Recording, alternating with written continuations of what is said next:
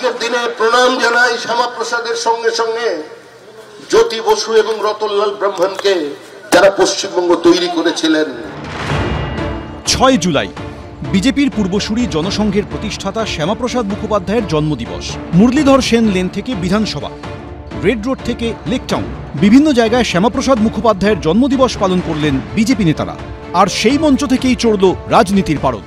ওনাকে ভুলিয়ে দেওয়ার চেষ্টার জন্যই 1947-এর 20 জুনকে পশ্চিমবঙ্গ দিবস না করে পয়লা বৈশাখকে পশ্চিমবঙ্গ দিবস হিসেবে ঘোষণা করেছে। পয়লা বৈশাখ বাঙালির কাছে একটা নির্দিষ্টভাবে আইডেন্টিটি। সেই দিনটাকে বাংলার মাননীয় মুখ্যমন্ত্রী মমতা বন্দ্যোপাধ্যায় বাংলা দিবস হিসাবে ঘোষণা করেছেন এবং বিজেপি তাদের রাজনৈতিক স্বার্থ চরিতার্থ করার জন্য গুলিয়ে দিতে চাইছে ইতিহাসকে। ইতিহাসটা সকলে জানে, সুতরাং বাংলার মানুষ এটা নিয়ে চিন্তিত নন। এইটুকুই বলার ছিল এই বিষয়ে। তৃণমূলের বিরুদ্ধে যখন আক্রমণের সুর চড়া করছেন বিরোধী দলনেতা, তখন শ্যামাপ্রসাদ মুখোপাধ্যায়ের জন্মদিনের অনুষ্ঠান থেকে জ্যোতি বসুর দূরদৃষ্টির প্রশংসা শোনা গেল বিজেপির নতুন রাজ্য সভাপতির মুখে। আজকে জ্যোতি বসুর যে দূরদৃষ্টি, জ্যোতি বসুর যে তাৎক্ষণিক উপলব্ধি, আজকে 20 জুনের সেই ভোটদানের কথাকে স্মরণ করুন, তাকেও শ্রদ্ধা জানান। এই পশ্চিমবঙ্গের মাটিতে আমরা দাঁড়িয়ে আছি, সেই প্রস্তাবের সমর্থক ছিলেন জ্যোতি বসু। অন্তত এ বিষয়ে কারোর কোনো দ্বিমত থাকার প্রশ্ন নেই। আবার সেই পরিস্থিতি তৈরি হয়েছে। কোন পরিস্থিতির কথা বলছেন শ্রমিক ভট্টাচার্য? তাহলে কি বামেদের বিশেষ কোনো বার্তা দিলেন বিজেপির নতুন রাজ্য সভাপতি?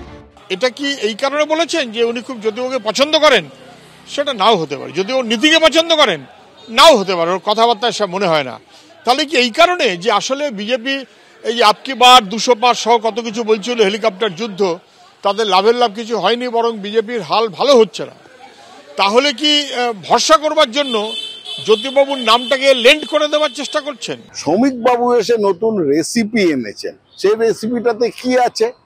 সেই রেসিপিতে সিপিএম এর 4 চামচ সিপিএম দাও, 2 চামচ আরএসএস দাও, আর 3 চামচ এই বাঙালি অস্মিতা, এইসব ঢিলে মেখে ভালো করে ফুটিয়ে নামানোর আগে একটুখানি সাম্প্রদায়িকতার জল দিয়ে পরিবেশন করো।